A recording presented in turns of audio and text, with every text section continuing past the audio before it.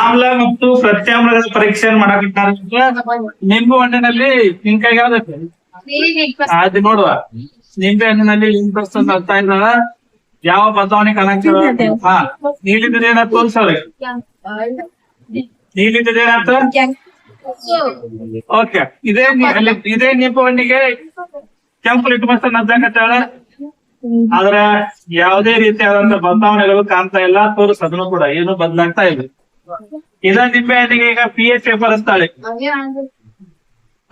pH paper ಕೆಂಪು ಬಣ್ಣಕ್ಕೆ ಬಂದ್ರ ಇದ್ರ ಮೌಲ್ಯ ಎಷ್ಟಿದ್ರೆ 3 ಇಂದ 4 ಐತಿ ನೋಡ್ರಿ ನಿಮ್ ಪುಸ್ತಕ pH.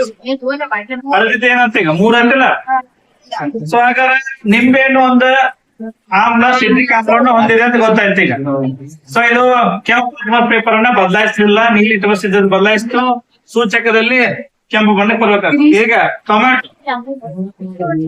ಟೊಮೆಟೊ ಹಣ್ಣಿಗೆ ಬಣ್ಣ ಬದಲಾವಣೆ ಆಕತ್ ನೋಡಿ, ಯಾವ್ದು ನೋಡ್ರಿ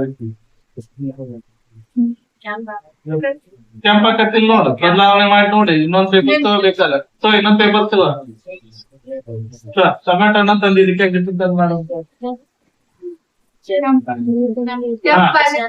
ಇದು ಕೂಡ ಕೆಂಪಣ್ಣಕ್ಕೆ ಬಂದ್ರೆ ಇದ್ರಾಗ ಒಂದು ಆಮ್ಲ ಇದ್ದಾಗ ಆಮ್ಲ ಯಾವುದು? ಆಕ್ಸಾಲಿಕ್ ಆಮ್ಲ.